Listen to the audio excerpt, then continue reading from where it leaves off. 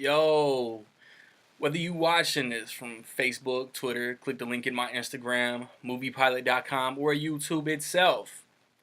What up, world? I just saw Happy Death Day. It is the new horror comedy. I've seen people call it a mystery. I've seen it described as like 8 different genres. But it is starring Jessica Roth. She was like one of Emma Stone's homegirls in La La Land. Ruby Modine, Israel Broussard, Rachel Matthews, and it is directed by Christopher B. Landon. If you want to get a shout out in my review of, let's say, The Snowman, maybe Only the Brave, stay tuned to the end of the video to figure out how you can do that. So, you got Jessica Roth, and she wakes up in a random dorm on her birthday. Before the end of the night, she gets murdered. And then she wakes up in a random dorm on her birthday. And before the end of the night, she gets murdered. And then she wakes up in a random dorm. And through putting different clues together, she's got to figure out who's killing her. And then maybe, just maybe, the cycle of repeating the same day over and over might stop. At least that's what you assume. And I enjoyed this movie for what it was, man. I didn't realize until like 5 minutes before I clicked record that it was rated PG-13. Thinking about it, it's not really that bloody. I don't remember excessive language.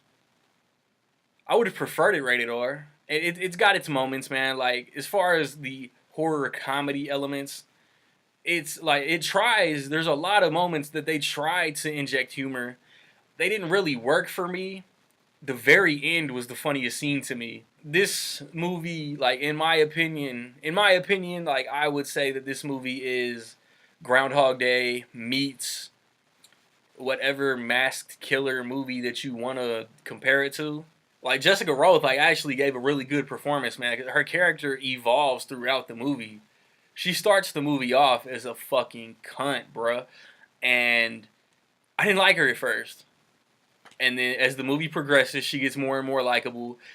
Every time she dies, there's something that they do that I think that they could have used more.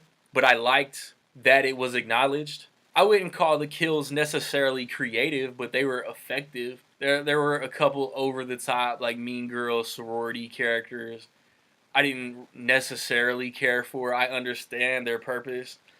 And then this movie, just like The Purge, or just like Scream, or just like Halloween, Friday the 13th, should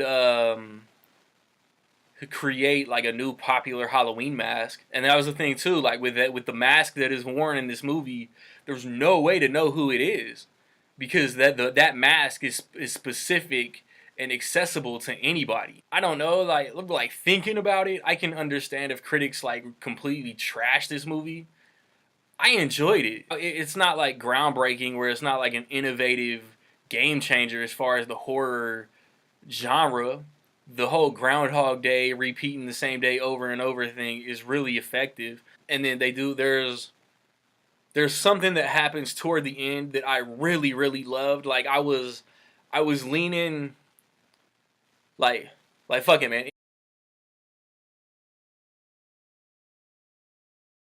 In my opinion, I will say that a majority of the movie is solid.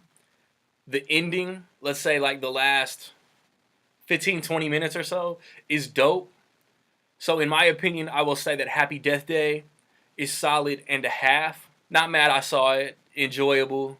It's PG-13. There were so many obnoxious kids in the crowd, and I was wondering, like, how are all these kids in a fucking Blumhouse horror movie, unsupervised and all this shit? Come to find out, the movie's PG-13. And between this and Get Out, the Halloween movie next year, man, Blumhouse is like expanding their horizons as far as better horror product, in my opinion. Did you see Happy Death Day? What did you think of it? Positive, negative, somewhere in between? Let me know, man. If If you want that shout out in whichever review comes first next weekend, within $2 million higher or lower before NFL kickoff Sunday morning. How much will Happy Death Day make at the box office within $2 million higher or lower? Be the first, be the closest. Get your guesses in. I've recently posted reviews of The Foreigner, Blade Runner 2049, American Made, Kingsman, Lego Ninjago. Like I said, next weekend, the Snowman, hopefully Only the Brave. The weekend after that, Jigsaw, hopefully Suburbicon, hopefully Thank You for Your Service. I might have an NBA prediction video around the corner. I might not. The pieces just aren't falling the way I want them to. So like, subscribe, comment, find me where you find me.